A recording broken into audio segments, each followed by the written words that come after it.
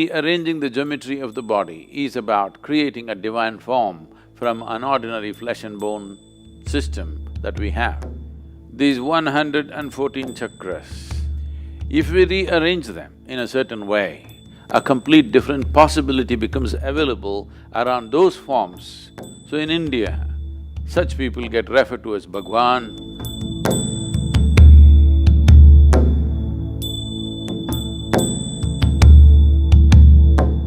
What we refer to as the universe or as cosmos is essentially a complex amalgamation of forms. All these forms, planets, stars, the whole systems, these are all forms. When these forms evolve over a period of time to become efficient forms, seemingly perpetual, they have become seemingly perpetual in our experience because of the perfection of geometry that they have arrived at. It's not something that it suddenly happened. Each one of these forms have evolved over a period of time. Certain forms which evolved beyond a certain point. When I say a certain point, if a form evolves beyond what the human form is competent of doing, then we would refer to that as the divine form, because anything that is above our capability and competence becomes divine in our experience. So when we say divine forms, the misunderstanding in the monotheistic religions is that those who have many forms have lost their way. That is, they do not know what divinity is, they have invented too many images. These forms are not invented, they're derived.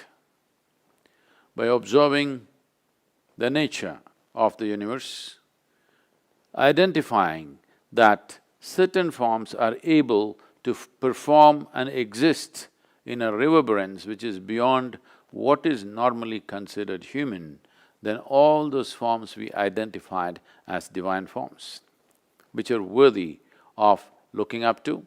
Above all, these are forms we have to learn how to use, how to become accessible to these forms which are more competent forms than our own form.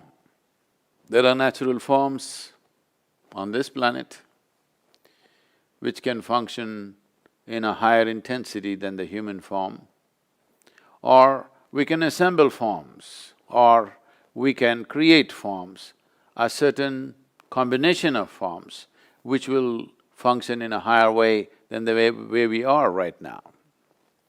In fact, the whole system of yoga is just about arranging or rearranging your own form.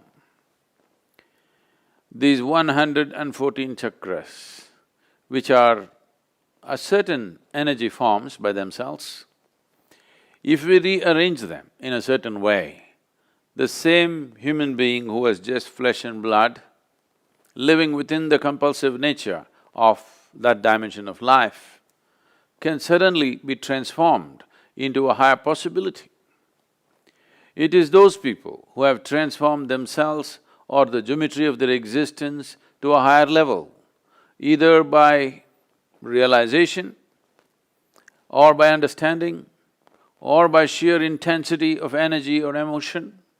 They have transformed themselves into a higher geometric form so that their very presence exudes a completely different dimension of energy, a complete different possibility becomes available around those forms. Then we refer to those forms as divine forms. So in India, such people get referred to as Bhagwan, or there are so many other names which essentially means godlike or divine.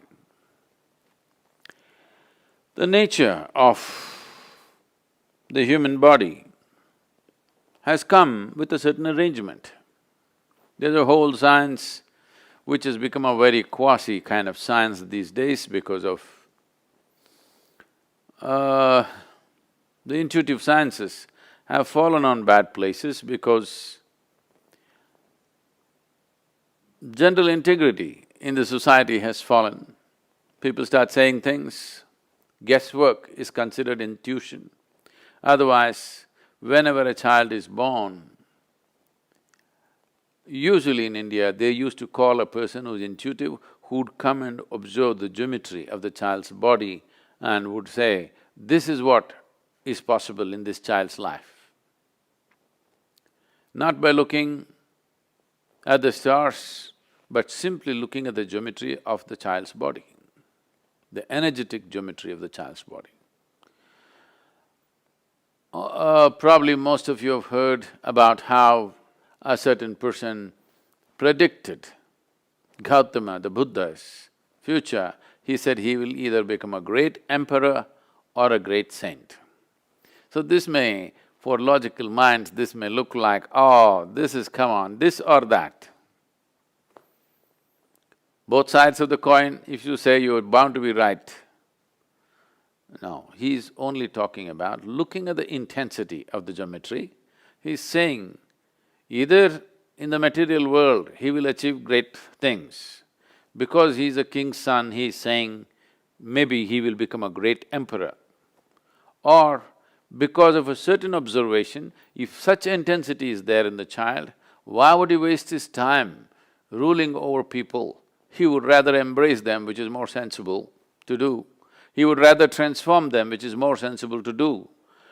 So, he said the intensity is going beyond being an emperor. Being a king's son, probably he will become an emperor. But when I look at the intensity of the geometry, maybe he will become a great sage. Well, he turned out the other way around. He was not wrong in that prediction. If he had fallen back in his life for some reason, maybe he would have become a great emperor, a conqueror. Maybe he would have conquered many lands and become a great emperor. Great emperors did not happen without so much guile, violence and many things which most people wouldn't want to do in their lives.